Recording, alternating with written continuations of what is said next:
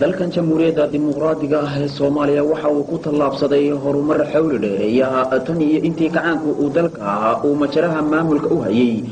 iyada oo sanad waliba marka la xusayo sanad guurada ka soo wareegtay 22 Oktoobar markii dalka gacanku ka xurtay 1969 laga furo magaalooyinka dalka jamhuuriyadda dimuqraadiga ah ee Soomaaliya mashaariic laga hirgeliyay inta u dhaxaysa 2 Oktoobar hadaba waxa jirta in madaxweynaha jamhuuriyadda dimuqraadiga ah ee Soomaaliya Jaale Maxamed Siyaad Barre ariga uu ka gooyay mashaariic kala duwan oo hirgelintooda ay ku baxday guud ahaan lacag dhan 908 milyan iyo 800 oo kun oo shilinka Soomaaliga ah oo mashaariicdaasina ay tahay mashaariicda laga hirgeliyay caasimadda dalka jamhuuriyadda dimuqraadiga ah ee Soomaaliya ee magaalada Muqdisho furitaanka iyo xariga goynta mashaariicdaasi waxa lagu maamuusayay sanad guurada 16 ee ka soo wareegtay markii gacanku uu ka xurtay dalka 22 Oktoobar sanadkii 1969 madaxweynaha Siyaad waxa ku weheliyay intii uu xariga u ka goynayay mashaariicdaasi saaka magaalada tan Muqdisho madaxweyne ku xigeenka koowaad ee dalka jamhuuriyadda dimuqraadiga ah ee Soomaaliya Jaale Sareeye Guud Maxamed Cali Samator madaxweyne ku xigeenka labaad Jaale Sareeye Gaas Xuseen Kulmi Afrax gudoomiyaha hogaamo wasiiro iyo mas'uuliyiin sare oo ka tirsan xisbiga iyo dawladda Jaale Siyaad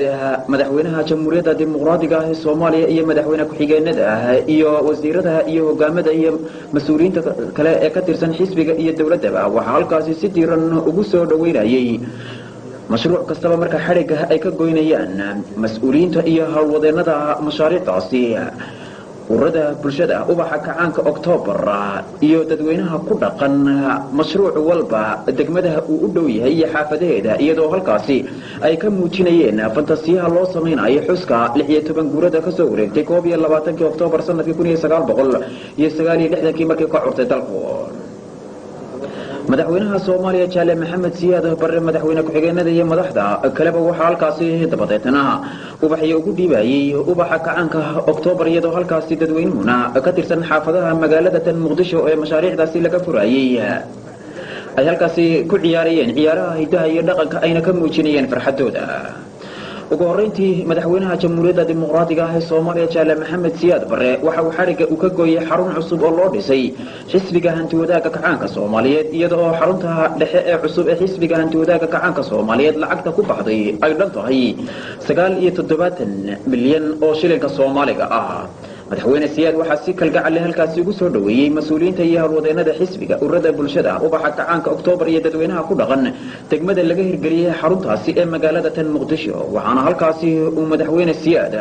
uu warbixin u kaga dhageystay taliyaha hoggaanka dhismaha booliiska General Jamac oo isaga hoggaankaasi dhismaha booliisku ay hirgeliyeen xaruntaasi bilicsamida leh ee ka kooban qaybaha kala duwan iyadoo xaruntaasi ay leedahay xafiisyadii maamulka meelihii lagu shirayay iyo qaybihii kala duwanaa ee laga maarmaanka u ahaa maamulka xaruntaasi dhexe ee xisbiga hanti-wadaagga gacanka Soomaaliyeed aan idinku soo dhaweynaynaa guriga kan weyn oo lagu magacaabo guriga ummadda weeye laakiin waa xarunta dhexe ee xisbiga hanti-wadaagga gacanka Soomaaliyeed xaruntii loogu talagalay weeye gurigan wuxuu ka kooban yahay xafiisyo hogaamadu leeyihiin xafiisyo caadi ah hoolal fadhi meelihii serviska ahaa oo ahaa maqaayadii baararkii dukaamadii ay xisbiga ama hawlwadeenku ay hawsha ku maamulanayeen masaajidkii weynaa oo xaggii diinta ahaa wixii oo dhan way isku wada qoofalan yihiin garaashadii baabuurta hoosadii baabuurta iyadana lagu habeynahayey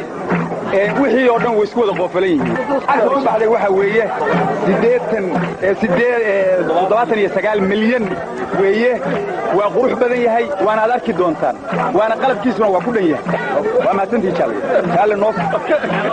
war waxbay intaas looga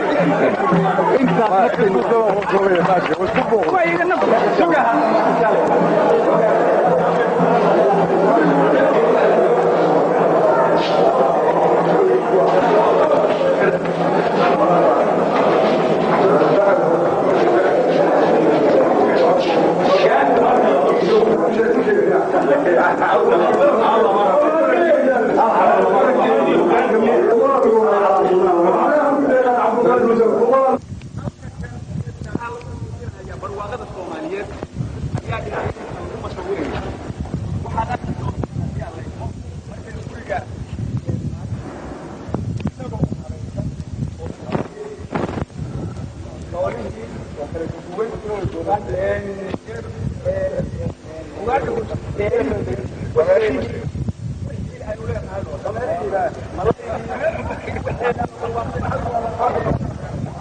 jaale maxamed siyaad bare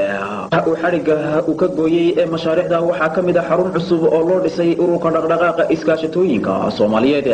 iyadoo oo ururkaasi aynu ognahay baaxadda uu ugu fadhiyo ee dhinaca ka qayb qaadashada horumarinta dhaqaalaha dalkeena isla mar ahaantaasina u baahan yahay xarun cusub oo hawlihiisa uu fushado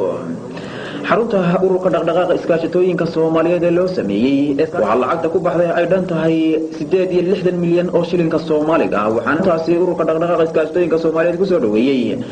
madaxda iskaashatooyinka ee dalkeena mas'uuliyiinta iyo dadweynaha ku dhaqan xaafadaha u dhow xaruntaasi cusub ee ururka dhaqdhaqaaqa iskaashatooyinka Soomaaliyeed ubaxa kacaanka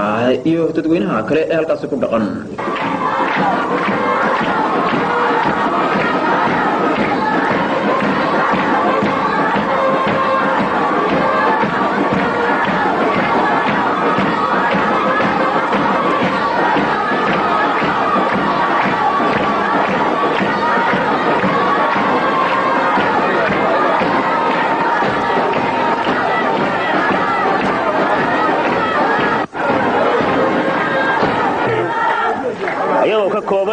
xafiisyo ka kooban 26 qol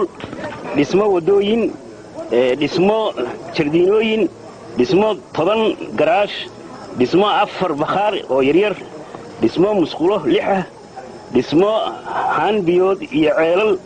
4 iyo 25 qaada tiyaatar qaada 2400 jaal madaxweyne waxaan aad iyo aad hambalyo iyo bogaadin ugu soo jeedinaynaa وسارد المالية ولا لا هرجلسي جالما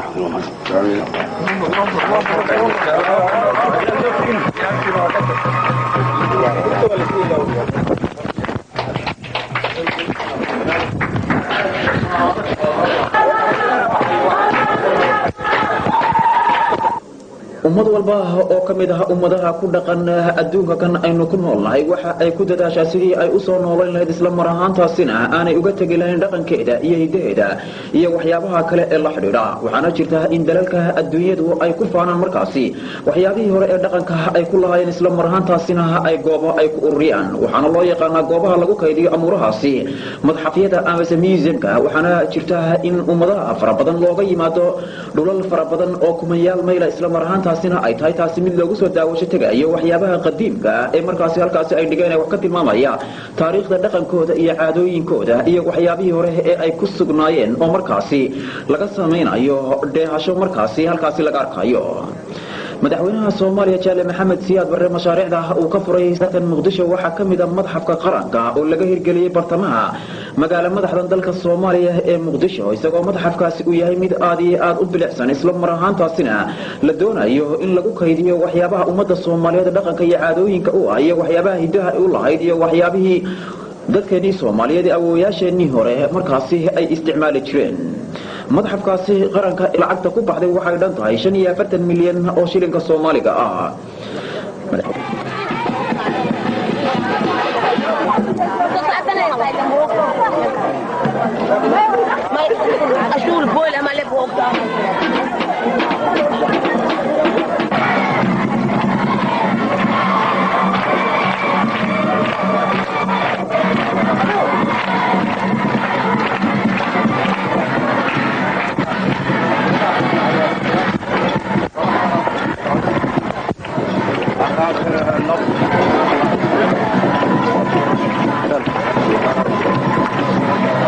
wanaag waxaanu saaka furaynaa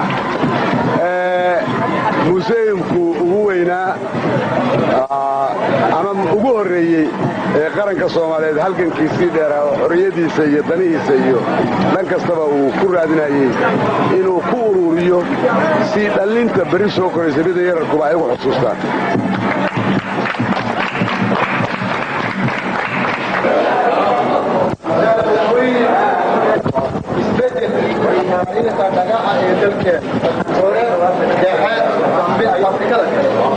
kuwani waxay muujinayaan dhagxaan aqaanta u ah dalkeena oo la xiriirsan maabuurka dowsha gasho kuwani waxay muujinayaan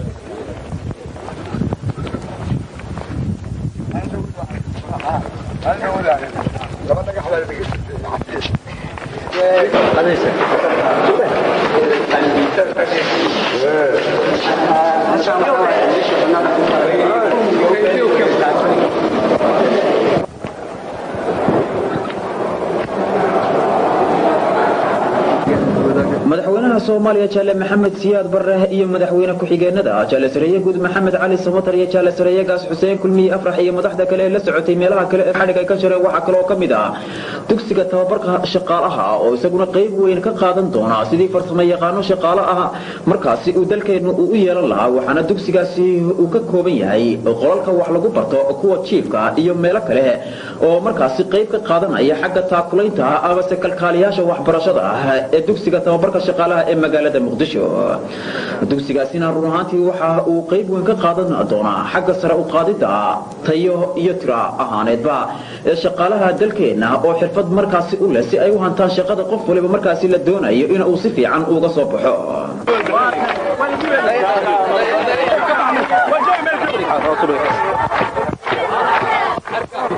macadka waxaa ka dhiman in laami lagu shubo wadooyinka iyo biyoshubka loo hagaajiyo dhirayntii oo hadda socota qodistii ceelka oo hadda dhammaatay oo wasaaradda iyo hay'adda GTC iska kaashadeen intaas kadib Jaalle madaxweyne iga ogolow inaan mahadnaq hortaada uga jeediyo dawladda iyo shicbiga Jarmalka federaaliga ah oo kaalmo wax ku ool ka geystay dhismaha maxadkan farsamada oo aan qabno inuu qayb weyn ka qaadan doono aqoonta iyo farsamada shaqaalaha Soomaaliyeed waana arrin aad hadda ka hor in maxadkaas la dhiso Jaalle madaxweyne waxaan ka codsanayaa inaad wado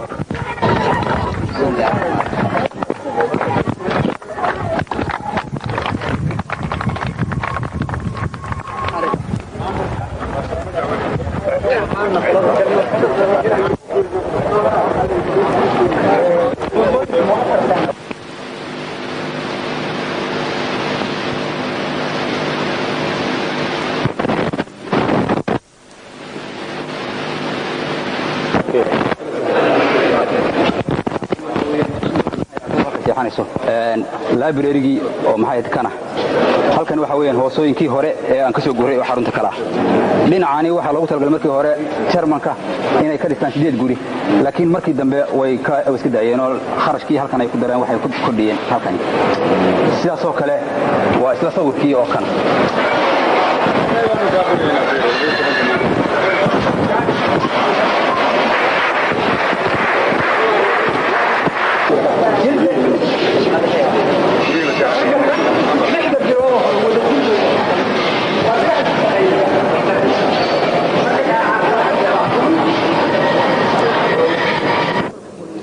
madaxweynaha Soomaaliya Jale Maxamed Siyaad Barre waxa uu kala oo xariga uu ka jaray xarunta dhexe ee jaamacadda ummadda ee magaalada Muqdisho oo xaruntaasina ay tahay mid casri ah taasi oo ay isugu yimaadeen xaruntaasi qaybaha kala duwan ee kulliyadaha jaamacadda ummadda gaar ahaan intooda ugu fara badan oo markaasina la doonayo in meel kaliya laga maamulo si markaasi ay u sahlanaato in lala xiriiro kulliyadaha kala duwan ee jaamacadda ummaddu ay u baahan tahay waxaana kambaskaasi lacagta ku baxday ay gaaraysaa 200 milyan oo shilinka Soomaaliga iyada oo uu dhisan yahay hab seerkalaha oo casri ah taasi oo uu leeyahay qolalkii shirarka meelaha xafiisyada iyo isla marhaantaasi qolalkii kale ee lagu kordhiyay ee iyadana fasalada ardaydu ay wax ku baranayso ee kulliyadaha kala duwan ee cilmiga ee dalkeena iyo kuwa kale ee artiska ama edebka ah ee dalkeena qaarkood madaxweynaha Soomaaliya Jale Maxamed Siyaad Barre waxa meel kasta oo markaas xadhiga uu ka jirayba si fiican ugu soo dhaweynayay mas'uuliyiinta goobahaas iyo madax sare oo ka tirsan xisbiga iyo dawladda iyo dadweynaha ku dhaqan gobolka Banaadir gaar ahaan xaafadaha u dhow mashruuc kastaba marka la furayo xaafadaha iyagu u dhow ee la jaarka ah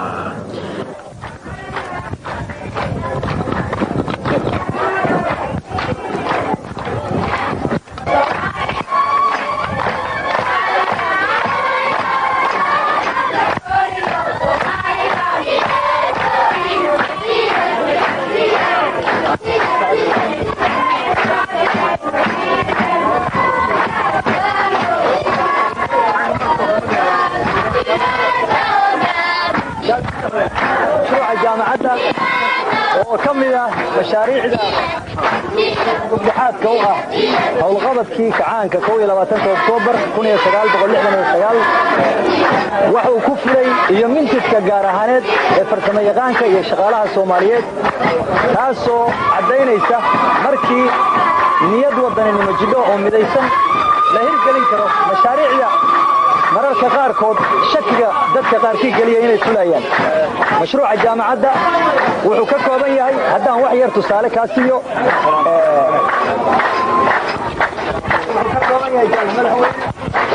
غير اسمه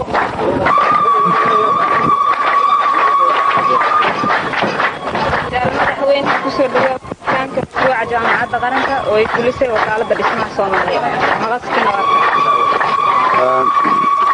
waxay ii tahay farax weyn in maanta la furayo saldhigga weyn ee xarunta waxbarashada heerka jaamacadeed ee dhalinyarada Soomaaliyeed waa jireen kuwa hore aan u dhisnay hab ka fudud ama ka yaryar inta hadda kan uu yahay laakiin waxaan aaminsanahay tan maanta aan furaynaa jaamacadda tan dhismadeeda oo ka koobanta nooc kasta oo waxbarasho intooda badan inay ahaan doonto mid dhalinta Soomaaliya ay kaga baxdo jahaalada qodada dheer anoo aaminsanay si badsan doonaanin waxyaalaha ka maqan ama xubnaha ka maqnaan karaba oo aan leeyahay weli inaga nafteennu haddaynu abuuranno mooyi inaynu ku shaqaysan lahayn iyo in kaleeto mar haddii waxyaalo badan maqan yihiin waxay ii tahay farax weyn waxaan markaa mahad u celinayaa qolooyinkii nagala qayb galay riyadii goor 8 sano laga joogo aan bilownay in jaamacad aan leenahay oo wax walba leh dhismaheedii aanu gallo oo ah suuqa reer Yurub isla markaasna qolooyinka muxuu ahaa Sacuudi Carabiya iyada nafteedu ay qayb nagala qaadatay waxaan aad iyo aad ugu jeedinayaa ammaan iyo bogaadin mudnaaneed madaxdii hogaaminaysay dhismaha kan khaas ahaan injineer Axmed Barre iyo injineerada kale oo la shaqeynayay iyo wakaaladda madaxdii isbedbedelaysay oo badnayd oo iyaguna qayb libaax ka qaateen dhismaha kan waxaa run ahaan sida uu sheegay isaguba ay ahayd ujeedo badan inaanu ka lahayn mar inaanu culimadanada dhismaha ku tababaro oo cuqdadu ay kaga baxdo mar inaanu culimo kaga soo saarno halkan oo aanu wax ku barno aqoon ay ka helaan say berri u hantaan ummadooda weeye gunaanadkii waxyaalo yar ka dhiman yihiin gunaanadkii intii faraha badneed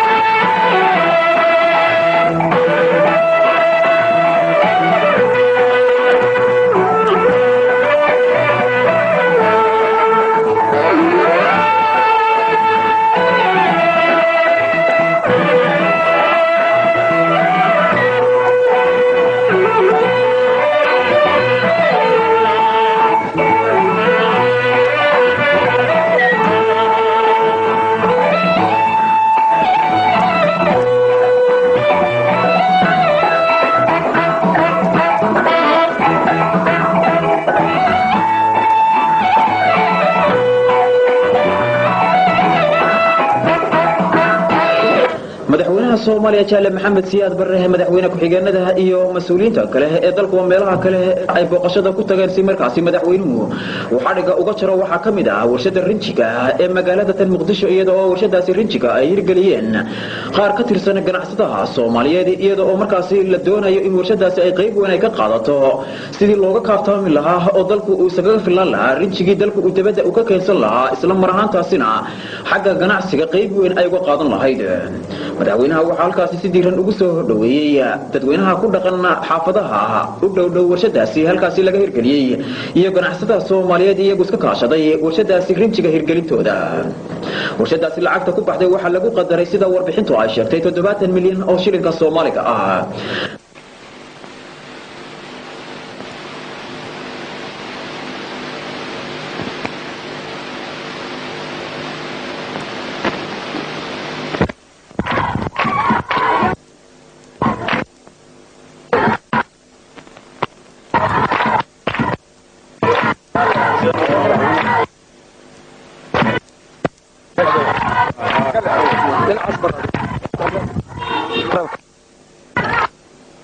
warshada rinjiga iyo qasaacadaadka samayso oo ay tahay mataqaana warshad qiimo u leh wadanka oo muddo badan ay mataqaana wax badan ay dibadda ka soo iibiyaan inaan kugu soo dhaweeyo in aad noo furtid oo nasiibka wanaagsan oo Oktoobar munaasabadaas leh aan mataqaana uga qayb galno qiimaha lacag oo mataqaana naga gashay waxa weeyo jaal madaxweyne markaan kuu sheego waxa weeyo ilaa 70 milyan oo kala baxdo ilaa 30 milyan oo dhismo isku dhex jirto laba warshadood oo meeshan ku taalo mid qasaac iyo mid rinjiga samayso iyo masaajid garaashyo xafiisyo inta waxay ku kaceen qiimo ku dhan 30 milyan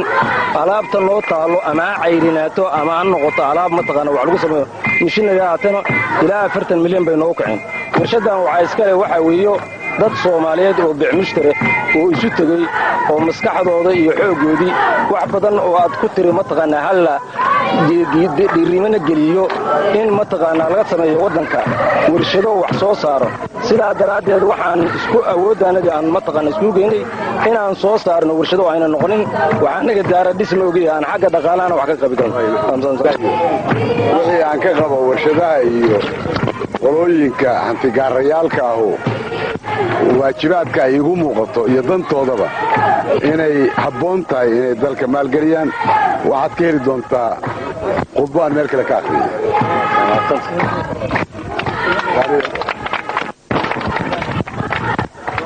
madaxweyne Siyaad mashaariicda kale ee dhinaca hantida gaarka ah ariga uu ka gooyay waxa kale oo kamid ah warshada baarafuunka oo iyaduna qayb weyn ka qaadan doonta iyadoo aynu ognahay dhinaca lacagta adag baarafuunada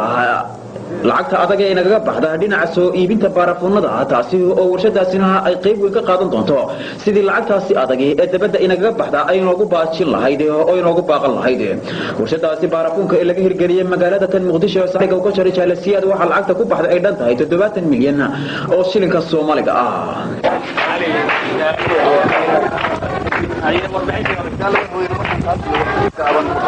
Puntland Cosmetic waxay sameynaysaa 3 nooc oo barafuun ah 3 nooc oo saliid ah iyo shaambo warshaddan waxay ku shaqaynaysaa xoogeedu waxa u weyn barafuun taasoo hadda ku shaqayso laga gacanka Oktoobar maalgelinta waxaana siiyey bangiga horumarinta Soomaaliya taasoo dhan 12 milyan iyo 400 oo kun oo shilin gudaha waxaa ka dhisan xafiisyo warshadda bakhaaro iyo guryo shaqaale baar masaajid waxaan ka codsanaynaa inaad noo furto waxaan u soo jeedinayaa ninka warshadda leh magacaasa cali raaga warsame ammaan waana macquul ninku hadduu xoolo leeyahay xoolahaasoo cirkaan ka soo dhacay kulliba dadka uu ka sameeyey inuu maalgelin sameeyo oo weliba maalgelin deggan sameeyo ee uusan u leexanin dullaal iyo waxaan qiimo lahayn waa kuwii ugu horreeyey baan odhan karahayaa kuwo kala midana way jiri doonaan waxaan rajaynayaa kuwa kale inay ku daydaan oo caqliyadaas ay la soo baxaan inay xoolaha ay leeyihiin dhulkooda geliyaan ama ha ahaato warshado ama ha ahaadeen beero ama ha ahaadeen kambuniyaal ganacsi ama ha ahaadeen kuwa beereed iyo wixii la mid ah adigana aad iyo aad baan kuguna ammaana kuguna taaniyanaya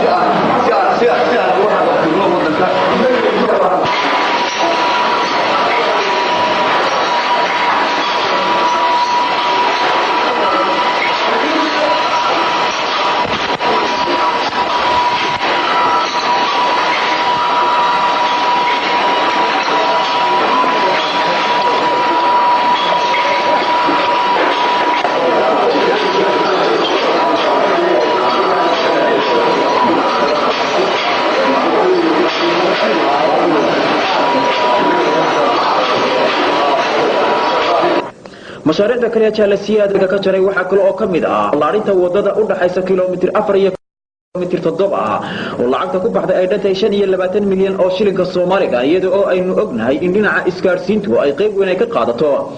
fududeynta hawlaha markaasi gaadiidku ay si fiican ay isaga gooshaan hadii ay aan lahayd magaalooyinka dhexdooda iyo hadii ay aan lahaydba magaalooyinka marka ay kala safrayaan ay kala socdaalayaan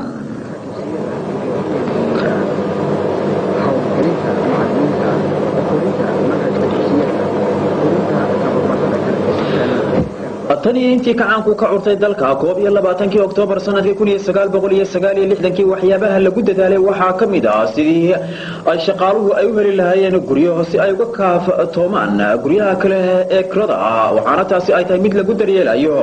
danaha shaqada iyo shaqaalaha madaxweynaha jaalasiyaad madaxweynaha Soomaaliya iyo madaxda kale la socotayba waxa soo tageen xamar bila halkaas oo xariga uu ka jaray jaalasiyaad madaxweynaha Soomaaliya 60 guri oo lagu kordhiyay xaafada xamar bila oo sanad waliba guryo lagu kordhiyo iyadoo haatan guryo fara badan laga hirgeliyay xaafadaasi sanadihii ugu dambeeyay iyadoo oo munaasabad kasta oo la dabaaldegayo sanad guura ka soo wareegtay curashada kacaanka 22 Oktoobar lagu beego furitaanka guryaha lagu kordhiyay ee halkaasi xaafada xamar bila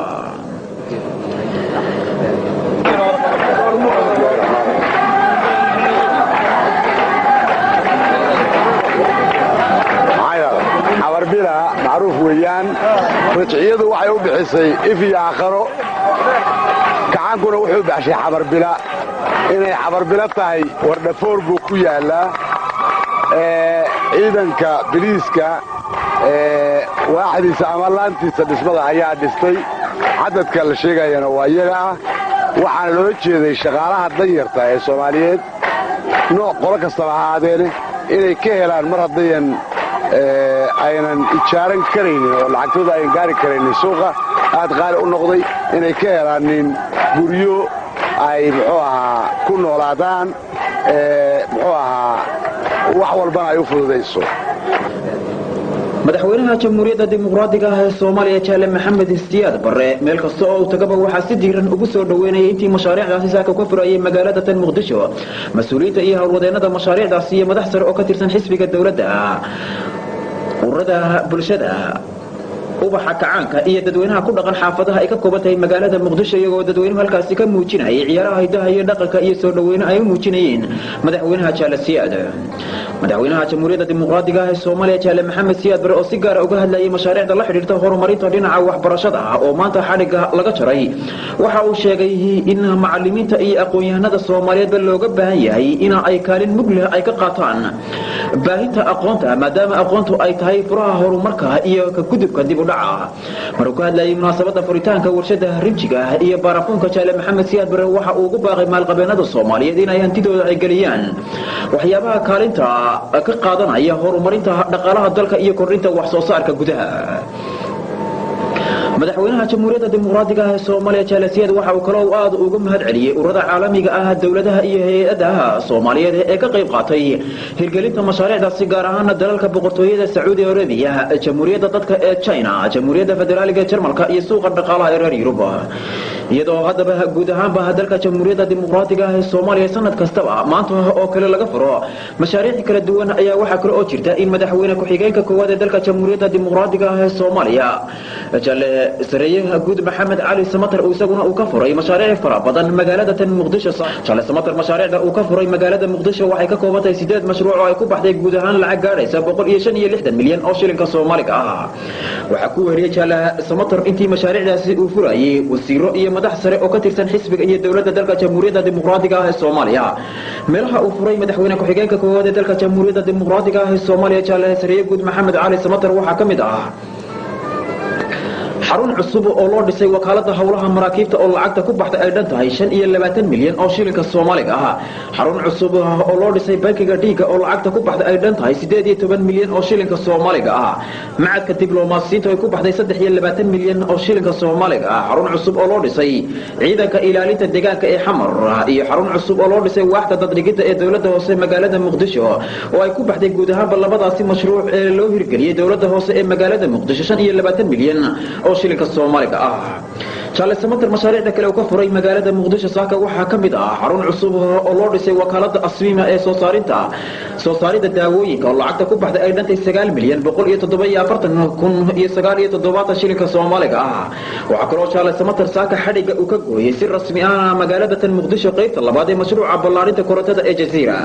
waxa kale oo xadhiga ka jaray guryo loo dhisay madaxda iyo shaqaalaha wakaalada shirkadda Somali Airlines oo lacagta ku baxday ay dhan tahay 51 milyan oo shilinka Soomaaliga ah madaxweynaha ku xigeenka koowaad ee dalka Jamhuuriyadda Dimuqraadiga ah ee Soomaaliya jale sareeyaha guud maxamed cali samatar intii isaga iyo madaxda kale ee la socotay mashaariicdaasi ay marayeen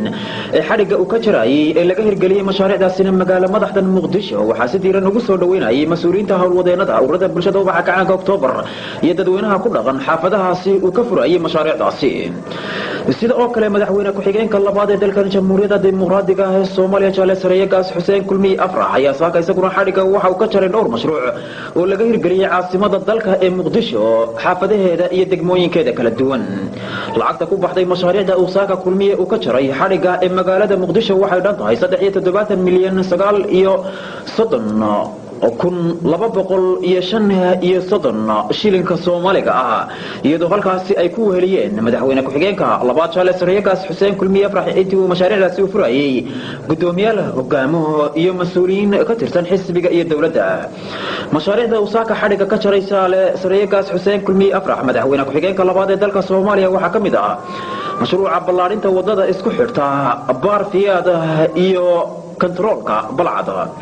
bukaan socod eegtooyin loo kala hirgeliyay oo laga kala dhisay degmooyinka Kaaraan iyo Cabdilcasiis waxa kale oo jale sareeyaha Xuseen Kulmiye Afrax uu xadhiga ka jaray saaka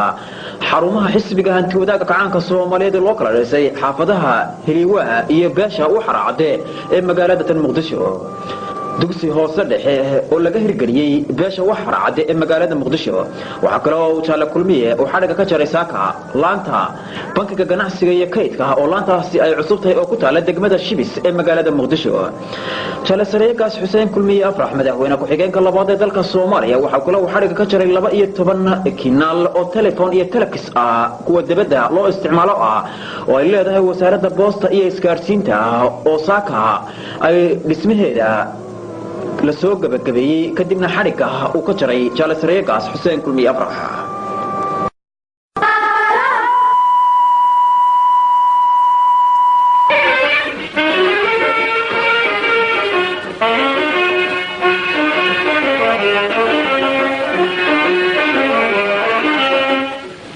xabogeni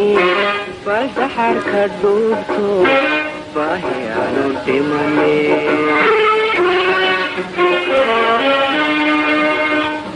xabogeni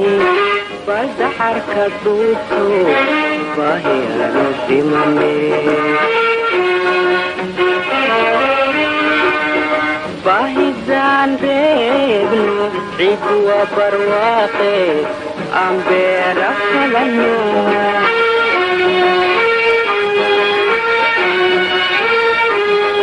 Bahidan rebno Ikwa barwaqe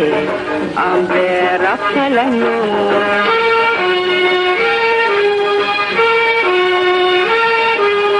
Bahidan rebno Shibyo Ambera falano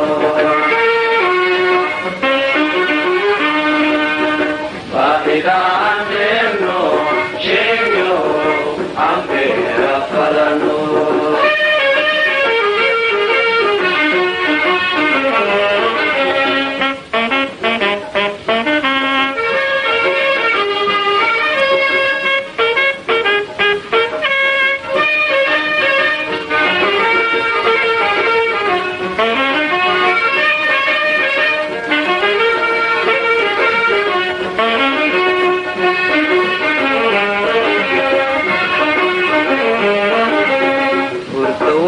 bogano wa kudega barchone ma fararugnayo Kurtuwan ka bogano wa kudega barchone Soomaaliya waxay leedahay dhul ku haboon wax soo saarka beeraha oo qiyaastii dhan 8.2 milyan oo hektar si haddaba looga faa'iideysto dhulkaasi ayay dawladda Jamhuuriyadda Dimuqraadiga ah ee Soomaaliya waxay qaaday tallaabooyin fara badan oo dhaxalgal ah kuwaas oo ku saleysan kordhinta wax soo saarka beeraha haddaba si aad xuquuqaal ugu noqotaan tallaabooyinka ay dawladda Jamhuuriyadda Dimuqraadiga ah ee Soomaaliya dhinaca beeraha ka qaaday ayaanu barnaamijkeena ku qaadaa dhigi doonaa qodobada ugu waaweyn tallaabooyinkaasi maadaama kordhinta tacabka beeruhu ay ku xiran tahay aqoonta farsamada cusub ee beeraha waxa siyaasadda wax soo saarka dalka kamid ah in aqoonta farsamada beeraha ee beeralayda dalka kor loo qaado iyadoo ay taasi jirto ayaa mashruuca fidinta iyo hanaanka maamulka beeraha oo arintaasi u xilsaarani waxa uu gobolada dalka ilaa iyo hadda u tababaray farsamada cusub ee beeraha 175,000 oo qoys oo beeralay caadi ah iyo 20,000 oo qoys oo kamid ah beeralayda qaxootiga aqoonta farsamada oo uu u gudbiyo mashruuca beeralaydu waxa kamid ah habka ugu wanaagsan ee loo aslaaxiyo beeraha inta aan la beerin xulashada abuurka caafimaadka qaba daaweynta abuurka beeraha inta aan la beerin habka wanaagsan ee beerista dalagyada kala duwan ka hortaga iyo la dagaalanka cudurrada iyo cayayaanka iyagu waxyeeleeya beeraha kala bedelka beerista dalagyada kala duwan si loo joogteeyo nafaqada dhulka ku jirta si loo yareeyo cudurrada iyo cayayaanka beeraha ka faa'iideysiga iyo isticmaalka bacrinta beeraha habka ugu wanaagsan ee waraabka beeraha isku dhaqida beeraha iyo xoolaha sida lo'da iyo digaaga iyo wixii la mid ah iyo ugu dambeyn habka kaydinta amaadka beeraha mashruuca fidinta beeruhu waxa uu door fiican ka qaatay sidii uu beeralayda dalka u bari lahaa isticmaalka xooga xoolaha sida dibiga taasoo baajinaysa lacagta faraha badan ee ay makiinada u baahan tahay marka la eego soo iibsashadeeda dayactirkeeda iyo shidaalka ay u baahan tahay maalin walba waxa muuqata in guul laga gaaray in maanta ay beeralayda Soomaaliyeed adeegsadaan dibiga oo qaban kara hawl fara badan oo wax ku ool ah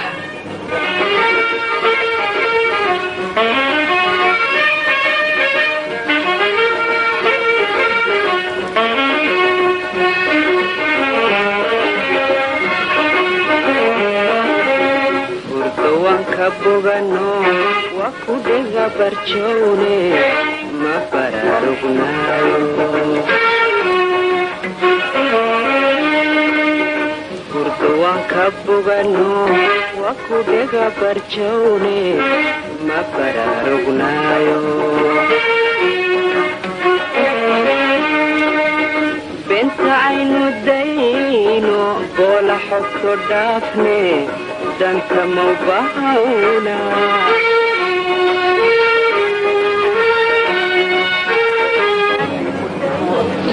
waxa si weyn la isaga xilsaaray sidii ummadda Soomaaliyeed loogu dhiirigelin lahaa tacbashada beeraha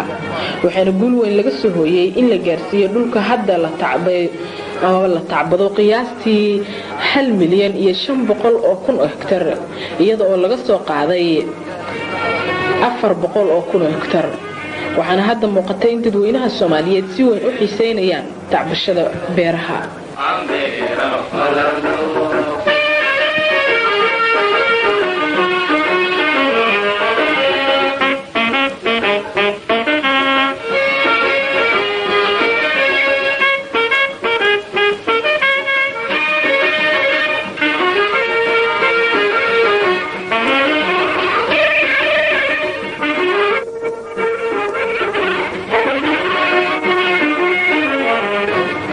kadib markii uu xisbiga iyo dowladdu go'aansadeen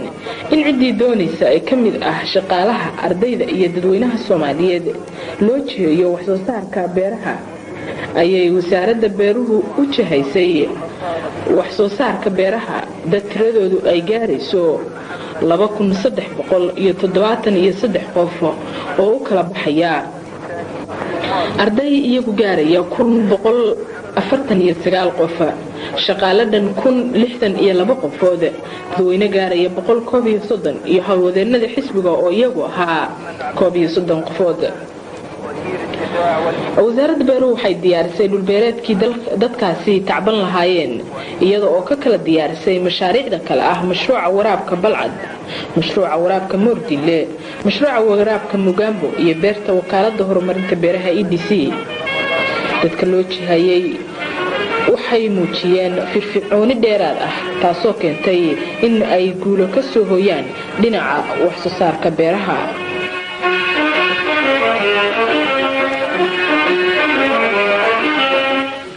xabogeni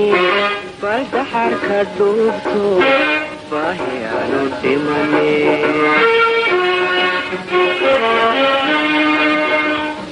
xabogeni baldaxar ka dhuubto baahiyaanu dhimane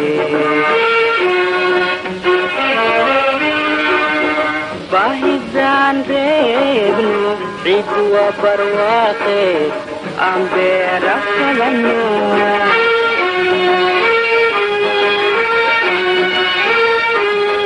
bahidan reebno cidwa barwaaqe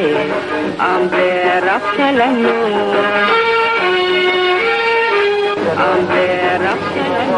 haddaba iyada oo la garanayo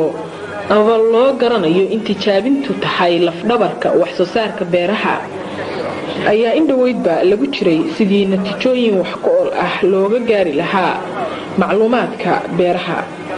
taasina waxay keentay in galeyda la gaarsiiyo amaadkeeda 15 ilaa 20 kintaal hektarkiiba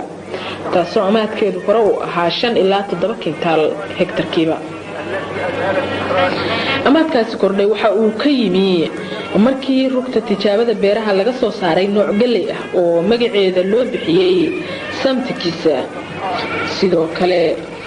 waxaa natiijo waxtar leh laga gaaray dhinaca bariiska oo la helay noocyo fara badan oo iyagu si fiican uga bixi kara ciidda iyo cimilada dalkeena kuwaas oo dhawaan dalka lagu baahiyay wax soo saarkooduna uu hadda meel fiican marayo gaar ahaan gobolada Shabeellaha Dhexe iyo Jubbada Dhexe waxa yar sheegid mudan in dalagyo kale oo fara badan natiijo fiican laga gaaray sida qudaarta digirta geedmiroodka iyo wixii la mid ah ma baraarugnayo benta aynu dayno bola xogto dhaafne danta mawbahawna